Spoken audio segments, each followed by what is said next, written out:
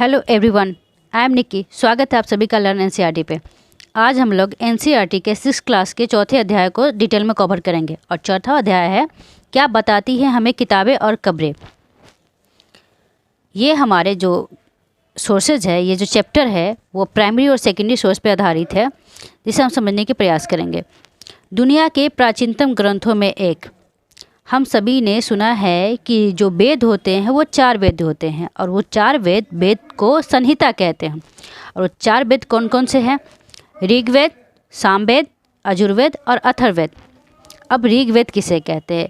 ऋचाओं के क्रमबद्ध ज्ञान के संग्रह को ऋग्वेद कहा जाता है और इसमें 10 मंडल, 228 सूक्त और 10,462 लगभग ऋचाएँ हैं। और इसमें जो 10 मंडल है उसमें से कुछ मंडल जो इम्पोर्टेंट है उसे हम समझेंगे, जानेंगे।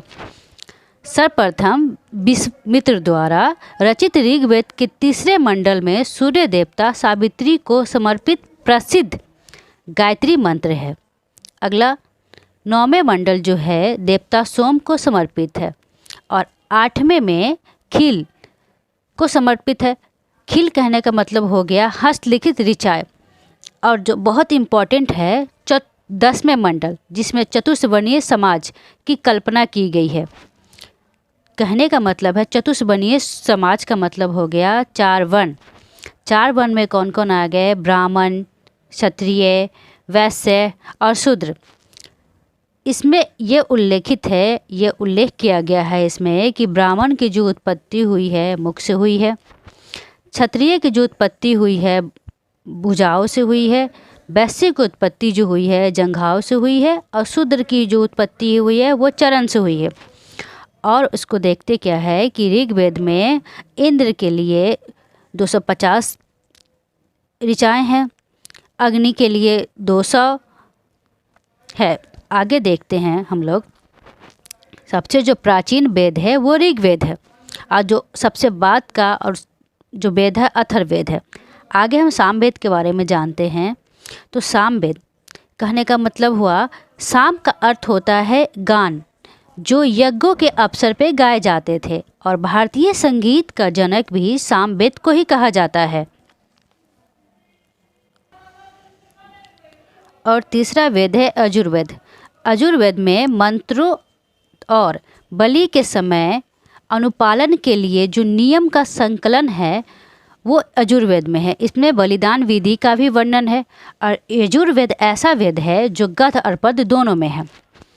आगे देखते हैं, लास्ट है अथर्ववेद, जिसे अथर्वा नाम के जो ऋषि है उनके द्वारा रचित किया गया है। इसमें 731 मंत्र और लगभग 6000 पद है। आगे देखते हैं कि यजुर्वेद में क्या क्या वर्णित है। इसमें कन्याओं के जन्म की निंदा करता है यजुर्वेद। सामान्य मनुष्य के विचार तथा अंधविश्वासों का विवरण मिलता है यजुर्वेद में। साथ ही साथ जादू टोने के मंत्र और भी मिलता है इसमें। और अथर्ववेद को सभा और समिति के प्रजापति की 2 पुत्रियां भी कहा गया है इसे। आगे देखते हैं क्या है कि ऋग्वेद तो सबसे पुराना वेद है, जिसकी रचना करीब 3500 साल पहले हुई। ऋग्वेद में 1000 से ज़्यादा प्रार्थना है। अब प्रार्थना को क्या कहते हैं? प्रार्थना को ही सूक्त कहा गया है। सूक्त कहने का मतलब क्या हुआ? अच्छी तरह से बोला गया। ये जो है विभिन्न देवी देवताओं की स्तुति में रचे गए। इनमें से 3 देवता बहुत ही महत्वपूर्ण हैं, अग्नि, इंद्र और सोम। अग्नि आग के देवता को कहा जाता है, इंद्र युद्ध के देवता को कहा जाता है और सोम एक पौधा है जो एक खास किस्म का पेय बनाया जाता है, इसे सोमरस कहते हैं। आगे थोड़ा देखते हैं। वेद है और उसके ब्राह्मण, जैसे ऋग्वेद हो गया। ऋग्वेद के ब्राह्मण को बोलते हैं ऐत्रेय या कौस्तिकी। सामवेद के ब्राह्मण को बोलते हैं पंचविश। यजुर्वेद के ब्राह्मण को बोलते हैं तैत्तिरीय तथा शतपथ और अथर्ववेद को बोलते हैं ब्राह्मण को गोपथ। आगे देखते हैं वैदिक प्रार्थनाओं की जो रचना की गई है इसे ऋषियों ने की थी। आचार्य विद्यार्थियों को इन अक्षरों और शब्दों को वाक्य में बांटकर सस्वर कंठस्थ याद करवाते थे। ये उस वक्त लिखा हुआ नहीं था, जैसे अभी हम जिस स्वरूप में हमें बुक मिलती है सब चीज़ लिखा, वो उस समय नहीं था। उसे कंठस्थ एक से दूसरे जगह, एक से दूसरे में ट्रांसफ़र करके, आज मेरे गुरु मुझे बताए, मैं अपने शिष्य को बताऊँ, इस तरह से ट्रांसफ़र होता था और ये कंठस्थ याद होते थे। इसमें मोस्ट ऑफ जो थे पुरुष थे, कुछ महिलाएं भी जो है कुछ सूक्तों की रचनाएं की थी। अब ऋग्वेद की भाषा प्राक संस्कृत या वैदिक संस्कृत कहलाती है। जैसे हम लोग जो स्कूल में हम लोग संस्कृत पढ़ते हैं, इससे थोड़ी सी ये अलग थी। आगे देखते हैं, भाषा संस्कृत और अन्य भाषा आखिर आया कैसे, उत्पत्ति कैसी हुई, सबके दिमाग में ये चीज़ ज़रूर आता है। तो देखते हैं। सबकी भाषा की जननी जो है संस्कृत भाषा को ही बोला जाता है। कहने का मतलब भाषा की जननी संस्कृत को कहा जाता है। संस्कृत भाषा भारोपीय कहने का अर्थात भारत प्लस यूरोपीय भाषा परिवार का हिस्सा है। भारत की कई भाषाएं हैं, जैसे असमिया हैं, गुजरात, हिंदी, कश्मीरी, सिंधी, एशियाई भाषाएं और फारसी। यूरोप में भी बहुत सारी भाषाएं बोली जाती है, जैसे अंग्रेजी हो गया, फ्रांसीसी, जर्मन, यूनानी, इतालवी, स्पेनिश आदि सब इसी से जुड़ी हुई है। इन्हें एक भाषा का परिवार इसलिए कहा जाता है क्योंकि आरंभ में इनमें कई शब्द एक जैसे थे। जैसे जस्ट एग्जांपल लेते हैं हम लोग, तो मातृ जो एक संस्कृत शब्द है, इसे हिंदी में क्या कहते हैं, माँ, और इसे अंग्रेजी में क्या कहते हैं, मदर। आगे देखते हैं और समानता कैसे है। अब आगे है, उपमहाद्वीप में दूसरी भाषा परिवारों की भी भाषा बोली जाती है। जैसे हम एग्जाम्पल लेते हैं, पूर्वोत्तर प्रदेशों में जैसे तिब्बत हो गया, बर्मा हो गया, परिवार में भाषाएं बोली जाती है। तमिल, तेलुगु, कन्नड़, मलयालम, द्रविड़ भाषा परिवार की भाषाएं हैं। जबकि झारखंड और मध्य भारत की हम कई हिस्सों की भाषा की बात करें तो वहाँ की एस्ट्रो एशियाटिक परिवार से जुड़ी है। अब हम इसकी आगे देखते हैं क्या है कि जैसे हम पहले मैं बताई कि जैसे अभी हम किताबों को जो पढ़ते हैं वो लिखी और छपी हमें मिलती है, बट ऋग्वेद का उच्चारण जो किया जाता था वो श्रवण किया जाता था, ना कि पढ़ा जाता था। रचना की कई सदियों बाद इसे पहली बार लिखा गया। इसे छापने का काम तो मुश्किल से 200 साल पहले ही हुआ है। आगे देखते हैं, इतिहासकार ऋग्वेद का अध्ययन कैसे करते हैं। ये बहुत ही सोचनीय बात है, या इतिहासकार हो या पुरातत्ववेत्ता हो, आखिर वो जानते कैसे हैं कि ये लिपि कौन सी थी लिखी, इसको पढ़ते कैसे हैं, जानते कैसे हैं, इसे हम आगे देखते हैं। देखते क्या है, इतिहासकार पुरातत्ववेत्ताओं की तरह ही अतीत के बारे में जानकारी इकट्ठी करते हैं, लेकिन भौतिक अवशेषों के अलावा वे लिखित स्रोतों का भी उपयोग करते हैं। कैसे, देखते हैं। अब ऋग्वेद का अध्ययन कैसे करते उसे देखते हैं। ऋग्वेद में कुछ सूक्त वार्तालाप के रूप में है, जैसे विश्वामित्र नामक एक ऋषि थे और एक देवियों के रूप में पूजित 2 नदियाँ व्यास और सतलज के बीच की यह संवाद है। ऐसे ही सूक्त का यह अंश है जिसे हम आगे देखते हैं। जैसे ऋग्वेद की पांडुलिपि का एक पन्ना है, जिसे आम या इतिहासकार न हो या कोई पुरातत्ववेत्ता नहीं है, इसमें जो एक्सपर्ट नहीं है, उन्हें यह समझना बिल्कुल ही नामुमकिन सा है आखिर क्या लिखा है। तो आगे देखते क्या है कि ये जो लिखा हुआ है ये ब्रिज की छाल पर लिखी हुई है। यह पांडुलिपि जो है कश्मीर में पाई गई है। लगभग 150 वर्ष पहले ऋग्वेद को सबसे पहले बार छापने के लिए इसका प्रयोग किया गया था। इसी पांडुलिपि को देखकर अंग्रेजी अनुवाद तैयार हुआ। यह पांडुलिपि जो अभी फ़िलहाल पुणे, महाराष्ट्र के जो पुणे है, उसके एक पुस्तकालय में सुरक्षित रखी हुई है। आगे देखते हैं विश्वामित्र और संवाद, नदियों के संवाद को। विश्वामित्र कहते हैं, हे नदियों, अपने बछड़ों को चाटती हुई 2 दमकती गायों की तरह 2 फुर्तीले घोड़े की चाल से पहाड़ों के नीचे आओ। इंद्र द्वारा दी हुई शक्ति से स्फुट तुम रथों की गति से सागर की ओर बह रही हो। तुम जल से परिपूर्ण हो और एक दूसरे से मिल जाना चाहती हो। तो इसी पे नदी जो है वो जवाब देती हैं, जल से परिपूर्ण हम देवताओं से बनाए रास्ते पर चलती है, एक बार निकलने पर हम रोका नहीं जा सकते। हे ऋषि, तुम हमसे प्रार्थना क्यों कर रहे हो? तो विश्वामित्र फिर जवाब देते हैं, हे बहनों, मुझ गायक की प्रार्थना सुनो। मैं रथों और गाड़ियों सहित बहुत दूर से आया हूँ। कृपया करके अपने जल को हमारे रथों और गाड़ियों की धुरी के ऊपर ना उठाओ, ताकि हम आसानी से उसे पार कर सके। फिर नदिया बोलती है, हम तुम्हारी प्रार्थना सुनेंगे, जिससे तुम सब सुरक्षित उस पार जा सको। इसमें इतिहासकार बताते क्या है कि यह जो प्रार्थना उस क्षेत्र में रची गई होगी जहाँ वे नदियाँ बहती है। वे यह भी सुझाते हैं कि हमें दिखाते हैं कि जिस समय समाज में ऋषि रहते थे वहाँ गाय घोड़ा को बहुत महत्व दिया जाता था, इसलिए नदियों की तुलना जो है गाय और घोड़ों से की गई है। आगे देखते हैं, ऋग्वेद में प्रार्थना की अन्य दूसरी नदियाँ खासकर सरस्वती है, सिंधु है और उसकी सहायक नदी का भी उल्लेख किया है, जिक्र किया गया है। लेकिन गंगा और यमुना दो ऐसी नदी है जिसका उल्लेख मात्र एक बार हुआ है। आगे है मवेशी, घोड़े और रथ। ऋग्वेद में मवेशियों, बच्चों खासकर पुत्रों और पुत्री की बात नहीं है यहाँ, और घोड़ों की प्राप्ति के लिए अनेक प्रार्थनाएं हुई है। घोड़ों को लड़ाई में रथ खींचने का काम लिया जाता था और इन लड़ाइयों में मवेशी जीत कर लाए जाते थे।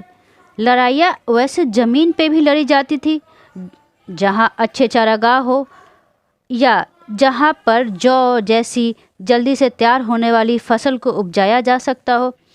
कुछ लड़ाइयाँ पानी के स्रोत और लोगों को बंदी के लिए भी लड़ी जाती थी। अब युद्ध में जीते गए धन को क्या करते थे? कुछ भाग सरदार रख लेते थे, कुछ भाग पुरोहित को दे दिया जाता था और जो शेष जो धन थे उसे आम जनता में, आम लोगों में बांट दिया जाता था। कुछ धन जो है यज्ञ करने के लिए भी प्रयुक्त होते थे, यूज होते थे। यज्ञ की आग में आहुति दी जाती थी। ये आहुतियाँ जो है देवी देवताओं को दी जाती थी। इसमें घी, अनाज, कभी कभी जानवर की भी आहुति दी जाती थी। आगे देखते हैं, अधिकांश पुरुष इन युद्धों में भाग लेते थे। भले ही उस टाइम कोई अस्थायी सेना नहीं थी, लेकिन लोग सभाओं में मिलते जुलते थे और युद्ध व शांति के विषय में सलाह मशविरा करते रहते थे। वहाँ ऐसे लोगों को अपना सरदार चुनते थे जो बहादुर और कुशल योद्धा होते थे। आगे है लोगों की विशेषता बताने वाले शब्द। लोगों का वर्गीकरण जो है काम, भाषा, परिवार या समुदाय, निवास स्थान या सांस्कृतिक परंपराओं के आधार पर किया जाता रहा है। ऋग्वेद में लोगों की विशेषता बताने के लिए कुछ शब्दों को देखना है। जैसे ऐसे दो शब्द हैं जिनका वर्गीकरण काम के आधार पर किया गया है। पुरोहित, जिन्हें कभी कभी ब्राह्मण कहा जाता था, तरह तरह के युग और अनुष्ठान करते थे। दूसरे लोग थे राजा। ये राजा वैसे नहीं थे जो हम बाद में पढ़ेंगे। ये ना तो बड़ी राजधानी और महल में रहते थे, ना ही इनके पास कोई अपनी अस्थायी सेना थी, ना ही ये कर वसूलते थे। प्रायः राजा की मृत्यु के बाद उसका बेटा अपने आप ही शासक नहीं बनता था, उसे एक कबीला के द्वारा चुना जाता था, फिर वो शासक बनता था। वो कोई भी हो सकता है। जनता या पूरे समुदाय के लिए दो शब्द का इस्तेमाल होता था। एक था जन, जिसका प्रयोग जो है हिंदी और अन्य भाषाओं में हम आज भी देखते हैं। दूसरा शब्द है विश, जिससे वैश्य शब्द निकलता है। इसे हम आगे देखेंगे। ऋग्वेद में विश और जन का नाम मिलता है, इसलिए हमें पुरु जन या विश, भरत जन, विश, यदु जन या विश जैसे कई उल्लेख हमें मिलते हैं। आगे देखते हैं, जिन लोगों ने इन प्रार्थनाओं की रचना की वे कभी कभी खुद को आर्य कहते थे तथा अपने विरोधियों जो उनके विरोधी है उन्हें दास या दस्यु कहते थे। दस्यु वो लोग होते थे जो यज्ञ नहीं करते थे और दूसरी भाषाएं बोलते थे। बाद के समय में दास कहन स्त्रीलिंग में हो गया, दासी का शब्द मतलब क्या हो गया, गुलाम हो गया। दास वे स्त्री या पुरुष होते थे जिन्हें युद्ध में बंदी बनाया जाता था। उन्हें उनके मालिक की जायदाद मानी जाती थी। जो भी काम मालिक चाहते थे उन्हें सब वो करना पड़ता था। जिस युग में उपमहाद्वीप में उत्तर पश्चिम में ऋग्वेद की रचना हो रही थी, उसी समय दूसरी जगह एक अलग तरह का विकास हो रहा था। वो हम आगे देखते हैं। खामोश प्रहरी कहानी महापाषाण की। अब हम देखते हैं महापाषाण को किन अन्य अन्य नाम से जाना जाता है, महापाषाण कहते किसे हैं। पहले तो देखते हैं महापाषाण को अन्य किस किस नाम से जाना जाता है। अर्थोस्टेट महापाषाण, अर्थोस्टेट हो गया, महास्म हो गया, बृहत्पाषाण हो गया। इन अन्य अन्य नाम से इन्हें जाना जाता है। और महापाषाण ये एक शिलाखंड, शिला कहने का मतलब पत्थर का टुकड़ा बड़ा सा, महापाषाण के नाम से जाना जाता है। ये जो है जनरली हम किसी भी शव को दफनाने के लिए यूज होता है। और अलग अलग क्षेत्र में ये दक्कन हो, दक्षिण हो, भारत हो, उत्तर पूर्वी भारत हो, कश्मीर हो, ये हर जगह बिंदे हो, अलग अलग तरह का इसमें बृहत्पाषाण की हमें छवि मिलती है। जैसे बृहत्पाषाण में आता है डॉलमेन, संगोरा, छत्रशिला, फनशिला, पाषाण स्तंभ, गुफा, अंत्येष्टि कलश, मेनहीर। ये जो है पत्थर दफन करने के लिए जगह पर लोगों बड़े बड़े किनारे से लाते थे। और महापाषाण कब्रें बनाने की प्रथा जो है 3000 साल पहले ही शुरू हो गई थी। अब हम देखेंगे आगे महापाषाण है कैसा।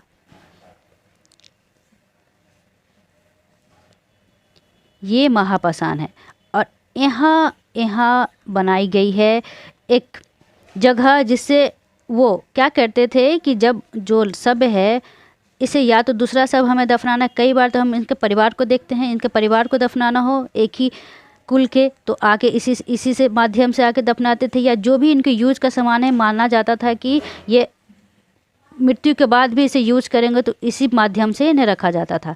कई पुरातत्ववेत्ता को गोलाकार सजाए हुए पत्थर मिलते हैं।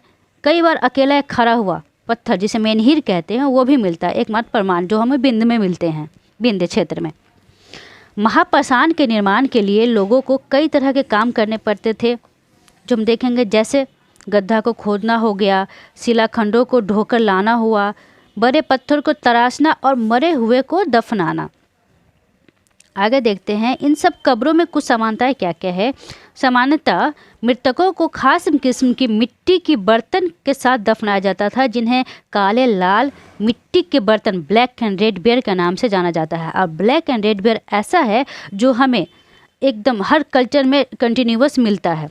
साथ ही मिले लोहे के औजार और हथियार, घोड़े के कंकाल और सामान तथा पत्थर और सोने के गहने भी मिलते हैं इन सबों के साथ। ये सब ऐसा एक अनुमान लगाया जाता है कि ये सब इनके यूज के या इनसे संबंधित चीज़ें हैं जिन्हें उनके साथ सबके साथ दफनाया जाता है।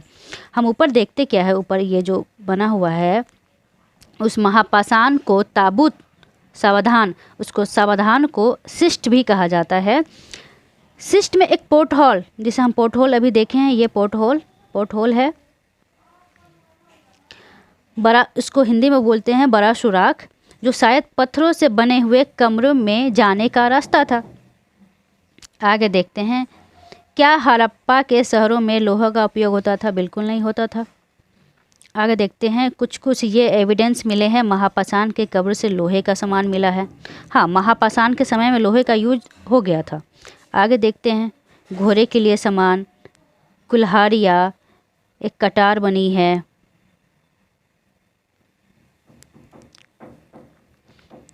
आगे देखते हैं लोगों की सामाजिक असमानता के बारे में हमें पता कैसे लगाना है, पता कैसे चलेगा। तो देखते क्या है, पुरातत्वविद यह मानते हैं कि कंकाल के साथ कई ऐसे चीज़ व्यक्ति के साथ रही हैं जो हमें कभी कभी ज़्यादा मिलती है, कभी कभी कम मिलती है। इनसे हमें पता चलता है सामाजिक असमानता। जैसे देखते क्या है कि कभी कभी एक कब्र में दूसरे की तुलना में ज़्यादा चीज़ मिलती हैं। यहाँ एक व्यक्ति की कब्र में 33 सोने के मनके और शंख पाए गए हैं। यही दूसरे कंकाल में हम पाते क्या है कि बस कुछ मिट्टी के बर्तन ही पाए गए हैं। यह दफनाए गए लोगों की कुछ सामाजिक स्थिति की भिन्नता को दर्शाता है। कुछ लोग अमीर थे तो कुछ लोग गरीब थे, कुछ लोग सरदार थे तो कुछ लोग उनके अनुयायी थे। आगे देखते हैं, क्या कुछ कब्रों खास परिवारों के लिए थी? चलिए जानते हैं। कभी कभी महापाषाण जो है में एक से अधिक कंकाल मिले हैं, जिसे देखकर यह दर्शाता है कि शायद एक ही परिवार के लोगों को एक ही स्थान पर अलग अलग समय पर दफनाया गया था। बाद में मरने वाले लोग को पोट हॉल, जो ब्लैक एंड रेड वेयर से बनाया गया है, मिट्टी के कब्र में लाके दफनाते थे। ऐसे स्थान पे गोलाकार लगाए गए पत्थर या चट्टान चिन्ह का काम करते थे, जिसे पता चलता था कि यहाँ दफनाया गया है, जहाँ लोग आवश्यकता अनुसार सबों को दोबारा दफनाने आ सकते हैं। आगे देखते हम इनाम गांव के एक विशिष्ट व्यक्ति का कब्र। चलिए तो हम इनाम गांव को जानते हैं। इनाम गांव वर्तमान महाराष्ट्र में है और ये आरंभिक गांव का एविडेंस मिलता है और यहाँ से चालुक्यलिथिक ताम्रपाषाणिक संस्कृति है इसमें। और यहाँ जो काम किए हैं पुरातत्ववेत्ता का नाम है M.K. धावलीकर। और इनाम गांव जो है भीमा की सहायक नदी घोर के किनारे ये जगह, ये बहुत ही इम्पोर्टेंट साइट है आर्कियोलॉजिकल के व्यू से। इस जगह पर 3600 से 2700 वर्ष पहले लोग रहते थे। यहाँ बैक्स लोगों को प्रायः गड्ढे में सीधा लिटाकर दफनाया जाता था। और यहाँ पॉइंटेबल बात है, इनका जो सिर जो रहता था वो नॉर्थ की ओर रहता था और कई बार घर के अंदर ही दफनाया जाता था। ये इसका एविडेंस इनाम गांव से मिलता है, घर से। और ऐसे बर्तन जिनमें शायद खाना और पानी हो दफनाए गए सबके पास रख दिया जाता था। और हमें इनाम गांव से ही एक ऐसा सब का एविडेंस मिलता है जहाँ पे उसका एड़ी कटा हुआ है, जिससे यह धारणा है कि सब जो है दोबारा उठकर भाग न जाए, चल न जाए, इसलिए उनका एड़ी काट दिया जाता था। आगे देखते हैं, एक आदमी को 5 कमरे वाले मकान के आंगन में 4 पहलू वाले मिट्टी के एक बड़े से संदूक में दफनाया गया था। बस्ती के बीच में बसा यह एक गांव जो सबसे बड़ा घरों में एक था। इस गांव में एक अनाज का गोदाम भी था। सबके पैर मुड़े हुए थे।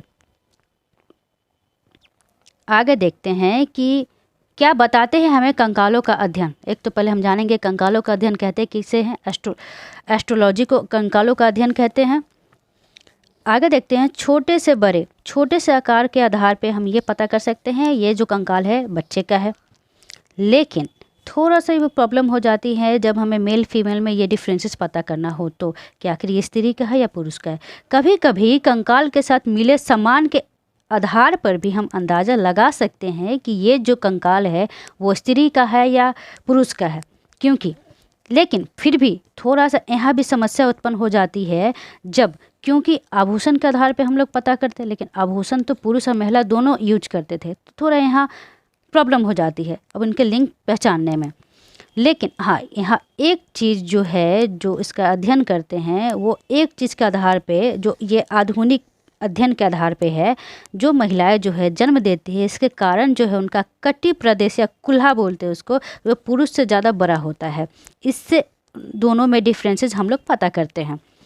आगे देखते क्या है, आज से लगभग 2000 साल पहले एक चरक नाम के प्रसिद्ध वैद्य थे। उन्होंने चिकित्सा शास्त्र पर चरक संहिता पुस्तक लिखी है। यहाँ ध्यान देंगे, चरक संहिता, इसके लेखक कौन है? चरक। आगे है, वे कहते हैं कि मनुष्य के शरीर में 306 हड्डियाँ या आधुनिक रचना विज्ञान 206 हड्डियाँ के काफ़ी ज़्यादा है। संभवतः चरक ने अपनी गिनती में दांत, हस्तियाँ और जोड़ और कार्टिलेज को जोड़कर संख्या बताई हो। आगे देखते हैं, इनाम गांव के लोग के क्या काम धंधे थे। इनाम गांव में पुरातत्वविदों को गेहूं, जौ, चावल, दाल, बाजरा, मटर और तिल के बीज मिले हैं। कई जानवरों की हड्डियां भी मिली है। कई हड्डियों पे काटने के निशान से यह गेस करते हैं लोग कि हो सकता है लोग जो है इन्हें खाते होंगे।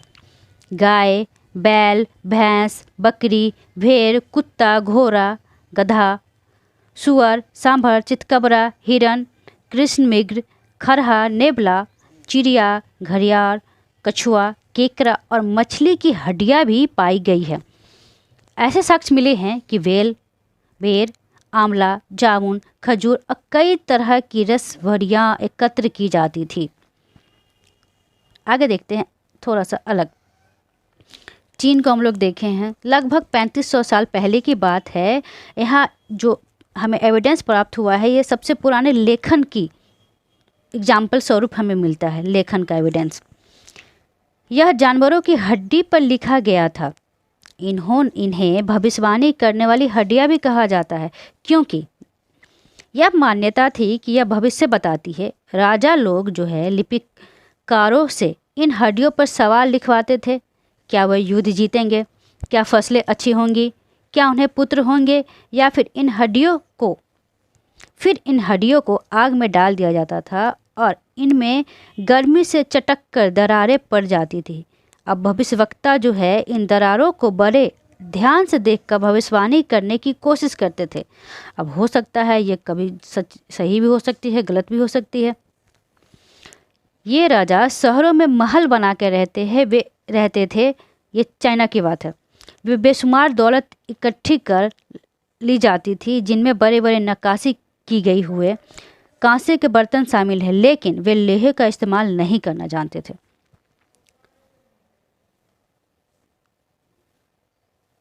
आगे हम लोग इस चैप्टर को समाप्त कर चुके हैं। अगर आपको ये सेशन अच्छा लगा तो कृपया लाइक करें, शेयर करें, सब्सक्राइब करें। Thank you.